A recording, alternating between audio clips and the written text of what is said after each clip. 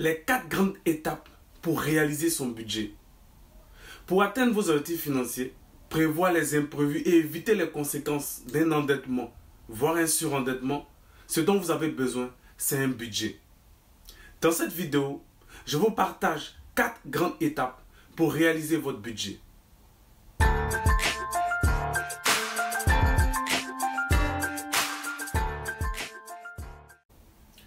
Salut Ange Brice Niaba. J'aide les individus à développer la mentalité et les connaissances nécessaires pour épargner, gérer et fructifier leur argent. Si vous êtes nouveau ici, abonnez-vous dès maintenant pour ne rater aucune vidéo. C'est quoi un budget? Un budget présente l'ensemble de vos ressources et de vos dépenses. C'est vrai que c'est un exercice difficile, mais qui est vraiment indispensable à faire. Donc dans cette courte vidéo, je vais partager avec vous 4 grandes étapes pour faire son budget. La première étape, faites la liste de toutes vos ressources. Lorsqu'on parle de ressources, on parle de l'ensemble de vos entrées d'argent, enfin de vos rentrées d'argent. C'est l'argent sur lequel vous pouvez compter pour payer vos charges, vos dépenses mensuelles. Donc ça peut être une somme que vous percevez, on va dire, par rapport à votre travail. Que vous soyez employé du privé, fonctionnaire, commerçant, indépendant. Dans ce cas-là, on parle plus d'honoraires, on ne parle pas de salaire.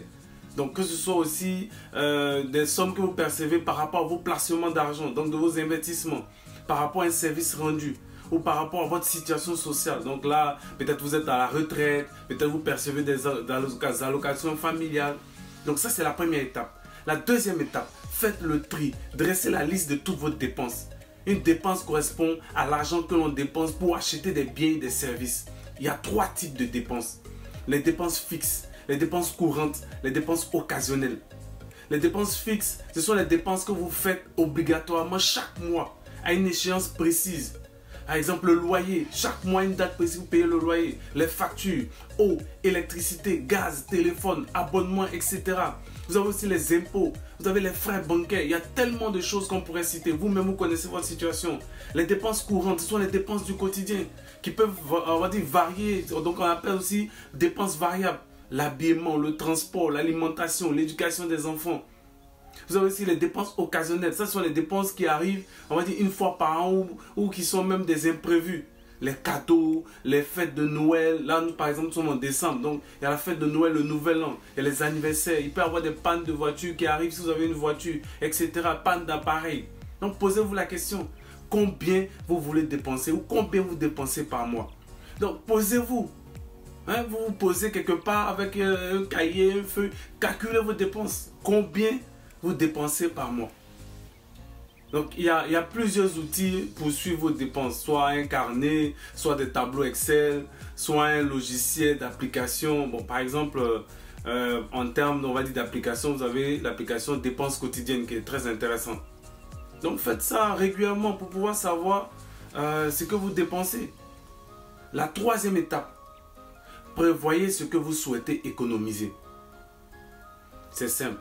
Cela signifie que vous devez avoir un ou des objectifs financiers. Combien vous voulez mettre de côté chaque mois? Par exemple, quelqu'un peut se dire, ah, moi d'ici fin 2023, je voudrais avoir 1 million et pour ce faire, je vais mettre de côté 100 000 chaque mois. C'est un objectif financier. Et j'ai déjà fait une vidéo sur comment épargner. Pour ceux qui se disent, oui, mais comment faire pour épargner tout. J'ai déjà fait une vidéo là-dessus. Il suffit juste de cliquer sur le lien qui s'affiche présentement. Quatrième étape, équilibrez vos ressources et vos dépenses. Si votre solde est positif, c'est que vous avez plus de ressources que de dépenses. Donc vous pouvez épargner et investir aisément ou lancer un business. En tout cas, vous avez de quoi avoir de l'argent de côté pour faire ce que vous voulez. Si votre solde est négatif, ça veut dire que vous avez plus de dépenses que d'entrée d'argent, que de ressources. Donc vous devez rapidement prendre des décisions afin d'optimiser et réduire vos dépenses. Par exemple, automatiser les charges fixes par un virement bancaire régulier au début de chaque mois. Les charges fixes, on avait déjà parlé de ça, les dépenses fixes. Notez ce que vous dépensez, contrôlez vos dépenses, gardez les preuves de paiement pour être conscient de ce que vous avez déjà fait comme dépenses, de ce que vous avez déjà réalisé comme achat. Pour résumer, établir un budget, c'est faire 2 listes dans un même tableau. D'un côté, l'argent que vous avez, donc vos ressources, des entrées d'argent. De l'autre côté, l'argent que vous utilisez pour acheter des biens et des services, donc des dépenses. Pendant une même période de temps, que ce soit sur 1 mois, sur 3 mois, sur 6 mois ou 1 an. C'est ça, établir un budget. Les 4 grandes étapes sont donc faire la liste de toutes vos ressources, faire la liste de toutes vos dépenses, prévoir ce que vous voulez épargner et équilibrer les ressources et les dépenses.